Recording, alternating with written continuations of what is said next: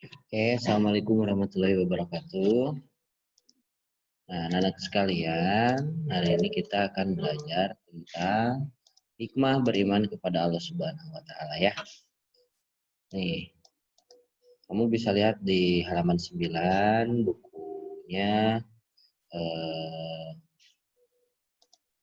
bukunya eh, tentang PAI kelas 7 SMP ya, yang kurikulum 2013 terbaru ya, revisi 2017. Oke, lihat ya. Nih, kamu di sini. Nah, orang yang beriman akan merasa dekat dengan Allah Subhanahu wa Ta'ala ya. Karena kedekatannya dengan Allah Subhanahu wa Ta'ala, maka dia akan selalu bertakwa. Yang pertama, dia akan selalu berusaha taat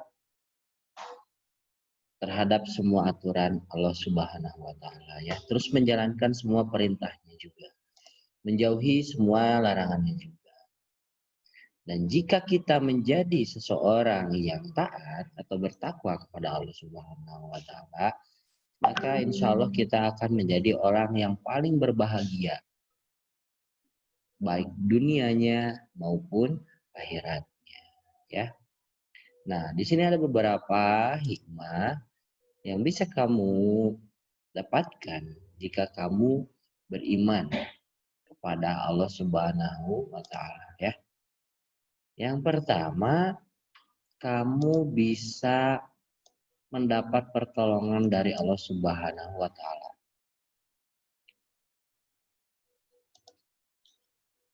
Nah, di sini firman-Nya. Kamu boleh baca firman-Nya ya, Quran surat Al-Mu'minun.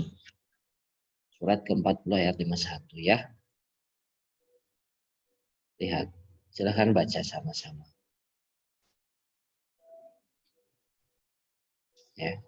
Karena sesungguhnya kami menolong rasul-rasul kami dan orang-orang yang beriman dalam kehidupan dunia dan pada hari berdirinya saksi-saksi hari kiamat. Nah, ini salah satunya. Yang kedua, jika kamu beriman kepada Allah Subhanahu wa Ta'ala, maka hati kamu akan menjadi tenang. Apapun yang kamu hadapi, baik itu masalah dan lain sebagainya yang membuat hati kamu tidak tenang, dengan beriman kepada Allah, maka hati kamu akan selalu tenang. Ya. A'udzubillahi minasyaitonirrajim. Alladzina amanu wa tatmainu qulubuhum bidzikrillah. Allah bidzikrillahi tatmainu qulub. Yaitu orang-orang yang beriman dan hati mereka menjadi tentram dengan mengingat Allah ya. Ingatlah hanya dengan mengingat Allah lah hati menjadi tentram. Itu Quran surat Ar-Ra'd ke-13 ayat 28. Ya. Nah, yang terakhir, bukan yang terakhir ya, salah satunya yang ketiga, nih, sepanjang masa hidupnya tidak akan pernah merasa rugi. Sebaliknya, tanpa dibekali iman sepanjang usianya bisa diliputi kerugian. Sebagaimana firman Allah dalam Quran surat Al-As. Wal asri innal insana lafi husrin illal ladzina amanu wa amilus solihati wa tawassaw bil haq wa tawassaw bis sabr. Demi masa wal as ya. Jadi masa itu sudah Allah sebutkan dalam Quran, juga waktu ya. Sungguh manusia berada dalam kerugian kecuali orang-orang yang beriman dan mengerjakan kebajikan serta saling menasihati untuk kebenaran dan saling menasihati untuk kesabaran. Ya. Dari ayat ini sungguh diterangkan bahwa orang-orang yang beriman dan mengerjakan kebajikan serta yang saling menasihati, mengingatkan untuk kebenaran yang hakiki, yang mutlak dari Allah Subhanahu wa Ta'ala, dan untuk selalu bersabar, maka di sepanjang hidupnya dia tidak akan pernah merasa rugi.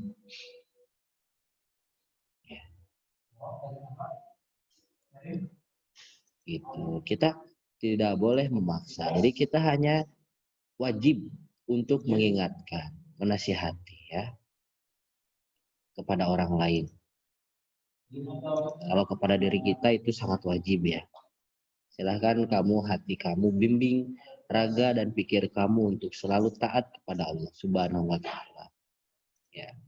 Ini ada hanya 3 di sini yang dilampirkan berkenaan dengan hikmah dari beriman kepada Allah. Padahal hikmahnya itu sangat banyak. Ya. Kamu punya cita-cita? Pasti punya kan? Kayak apa yang bisa kamu lakukan untuk menggapai cita-cita kamu? Yang pertama, kamu bisa apa? Bersekolah, mencari ilmu untuk menggapai cita-cita kamu. Tentunya dengan sungguh-sungguh ya, jangan main-main. Yang kedua, kamu bisa berusaha dalam segi apapun untuk menjadi seorang atau profesi atau keinginan atau hal yang diinginkan dari kamu dalam bentuk cita-cita. Yang ketiga, pasti kamu harus menyampaikan sebuah harapan dalam bentuk doa kepada Allah Subhanahu wa taala supaya kamu bisa menggapai apa yang kamu cita-citakan. Contohnya, kamu ingin menjadi salah seorang yang berprofesi menjadi seorang dokter. Ya. Dari sekarang kamu awali dengan berdoa. Kamu doa, setiap hari doa. Kalau perlu Senin Kamis puasa. Bila perlu kamu sholat duha. Tanamkan di dalamnya doa itu. Terus bila perlu kamu tahajud, tanamkan juga di dalamnya doa tentang keinginan kamu menjadi seorang dokter.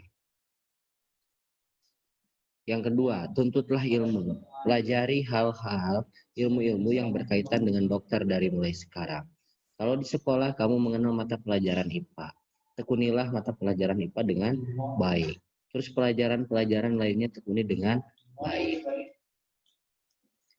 Selanjutnya kamu bisa berusaha meminta restu kepada orang tua kamu bahwa kamu ingin menjadi dokter. Minta doanya karena doa yang paling diijabah salah satunya adalah doa yang diridhoi oleh orang tua, terutama ibu ya. Silahkan minta doanya. Nah, dengan dibarengi keimanan, insya Allah cita-cita kamu akan lebih mudah tercapai daripada orang-orang yang tidak beriman.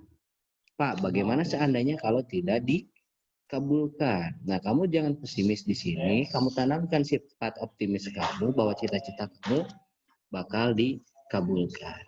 Kalaupun suatu hari cita-cita kamu ini tidak tercapai, maka yakinlah bahwa Allah memberikan hal yang terbaik untukmu. Bisa saja kalau kamu dikabulkan cita-citanya, kamu bakal menjadi orang yang tidak lagi beriman. Atau tidak sukses, atau banyak bencana yang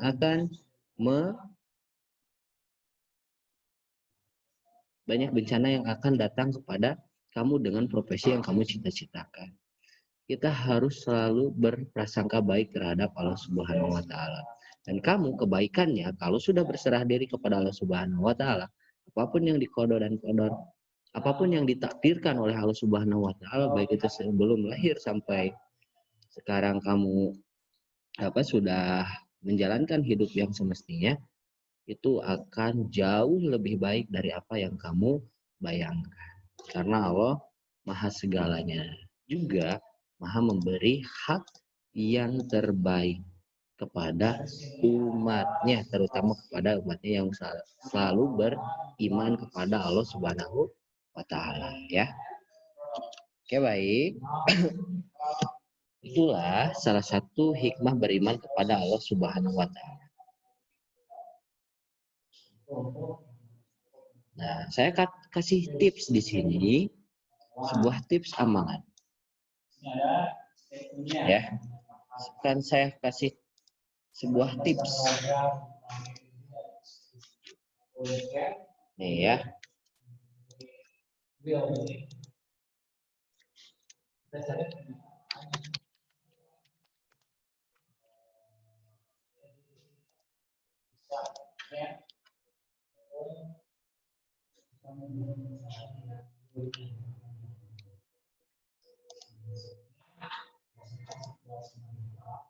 Nah, kamu tuh tahu surat Al-Insyirah?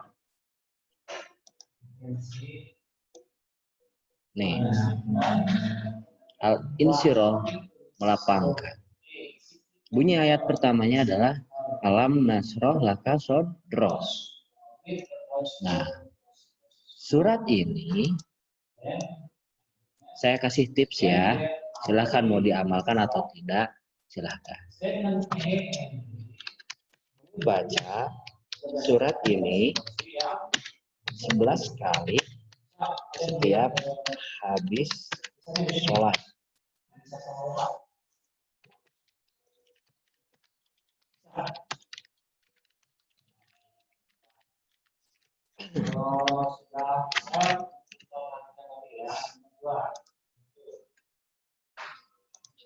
Ya. Kamu baca surat ini 11 kali setiap habis sholat. Tentunya setelah berzikir ya. Nah, setelah surat ini kamu baca, silahkan panjatkan doa kamu. Panjatkan doa kamu tentang cita-cita kamu. Kita lihat arti dari surat ini ya. Yang pertama, alam nasroh laka sodrok. Bukankah kami telah melapangkan dadamu Muhammad? Wawadona angka wijro. Dan kami pun telah menurunkan bebanmu darimu. Allah di angkododoh. Yang memberatkan punggungmu. Warafa'na laka dzikra. Dan kami tinggikan sebutan namamu bagimu. Fa inna ma'al usri yusra. Maka sesungguhnya beserta kesulitan ada kemudahan. Inna ma'al usri yusra. Sesungguhnya beserta kesulitan itu ada kemudahan. Fa idza faragta fansab. Maka apabila engkau telah selesai dari sesuatu urusan, tetaplah bekerja keras untuk urusan yang lain. Wa ila rabbika farghab. Dan hanya kepada Tuhan pula engkau berharap. Ya. Lihat di sini ada dua hal yang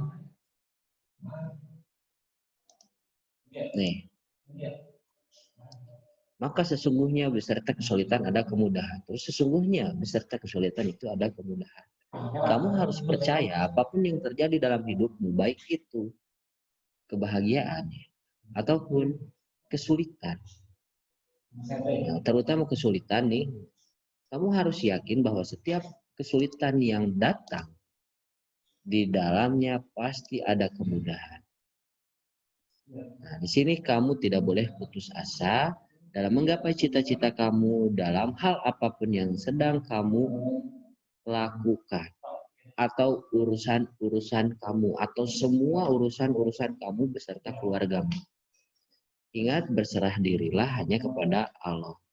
Surat ini akan membimbing kamu selalu dan ditanamkan di dalam hati, pikir, dan raga kamu bahwa setiap kesulitan pasti ada kemudahan. Setiap masalah pasti ada solusinya. Tapi kamu harus ingat juga, bila kemudahan atau urusan itu sudah kamu selesaikan, maka tetaplah kamu bekerja keras dengan urusan yang lainnya. Ya, jangan semena-mena karena kamu cita-citanya udah dikabulkan, kamu jadi nggak beriman. Jangan, kamu tetap harus beriman kepada Allah Subhanahu wa Ta'ala dan tetap berjuang, tetap bekerja keras untuk urusan yang lainnya. Kalau kamu misalnya sekarang mau cita-cita jadi dokter, terus cita-cita kamu sudah tercapai, kamu tidak boleh leha-leha. Kamu tetap harus beriman. Kamu harus tetap bekerja keras karena menjadi seorang dokter itu tidaklah mudah ya. Seperti itu. Oke, kita kembali ke materi ya. Nah, ini ada sebuah kisah si pembala kambing. Kamu tinggal baca ya. Ini adalah sebuah ilustrasi yang bisa kamu teladani kandungannya ya. Silahkan dibaca ya.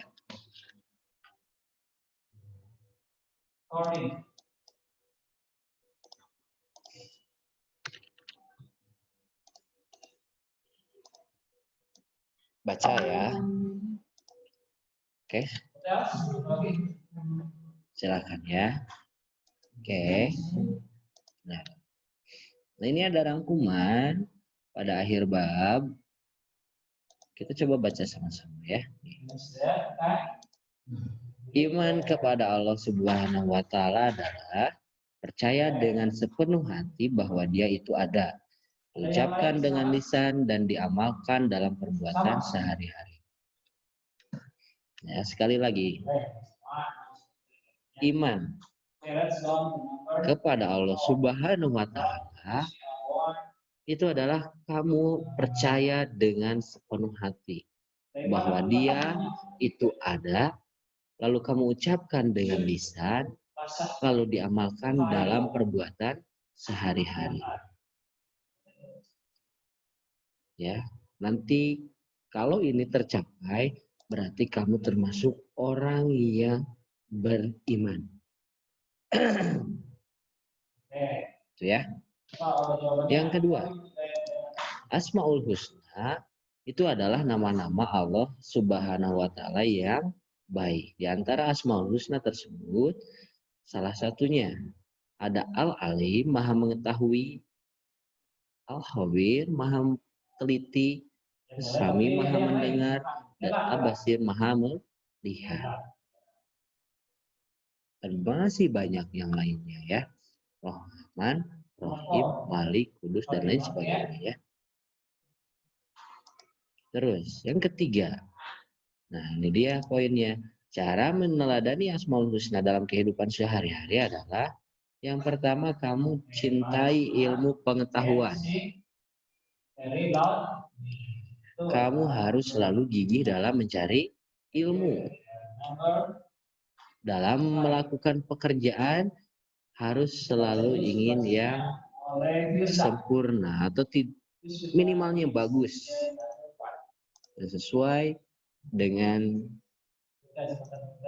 sistem yang berlaku. Kamu harus teliti ya, teliti dalam berbuat, mau juga mendengarkan kata orang lain atau nasihat-nasihat atau masukan, dan selalu melihat dan mengamati dampak apa yang akan terjadi dan mampu mengatasi masalah yang datang ya. Tuh. Terus yang keempat, hikmahnya beriman kepada Allah Subhanahu wa taala adalah akan selalu ditolong oleh Allah Subhanahu wa taala. Hati ini bahkan akan menjadi tenang, tentram, dan tidak gelisah. Serta mendatangkan keuntungan bukan hanya dunia tapi juga akhirat. Itu kamu harus percaya semuanya. Karena kepercayaan adalah dasar dari iman kita kepada Allah Subhanahu wa taala. Oke ya. Terima kasih sebelumnya. Kalau ada yang ditanyakan, kamu bisa langsung tanyakan pada saya di Japri atau di kolom komentar. Nanti saya akan upload ya videonya. Oke. Nah, sekarang ini ada sebuah latihan kecil buat kamu. Ya, ini dia latihannya. Latihannya nih.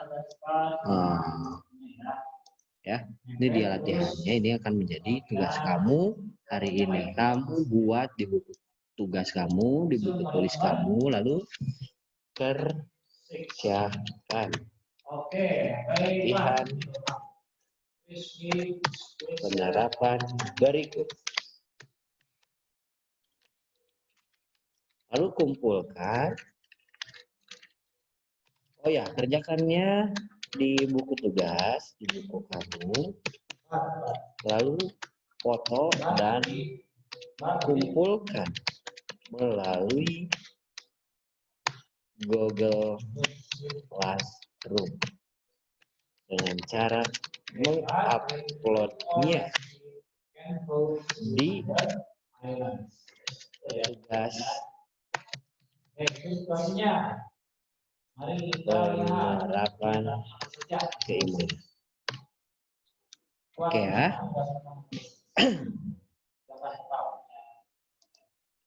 Nah, ini tugasnya simpel sekali. Kamu tinggal baca pernyataan, bukan pertanyaan, pernyataan. Saya meyakini bahwa Allah Subhanahu wa Ta'ala mengetahui semua yang ada di langit dan bumi. Yakin tidak kamu tentang hal ini? Kalau yakin, kamu cukup bubuhkan tanda checklist. Kalau kamu tidak yakin, kamu bubuhkan tanda checklist, tapi di sebelah sini.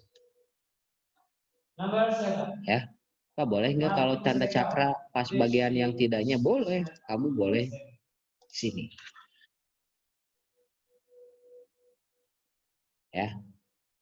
Oke, sekali lagi. Kalau kamu yakin, kamu bubuhkannya di bagian yang ya. Kalau kamu tidak yakin, kamu bubuhkannya di bagian yang tidak. Atau kamu mau ganti tandanya enggak tanda checklist, tanda silang, kamu bisa bubuhkan tanda silang ya. Silahkan gimana nyamannya kamu. Saya juga ingin tahu, benarkah kamu beriman kepada Allah Subhanahu wa Ta'ala dan seberapa besar keimanan kamu. Itu ya. Terima kasih. Assalamualaikum. Mohon maaf. Dan assalamualaikum warahmatullahi wabarakatuh.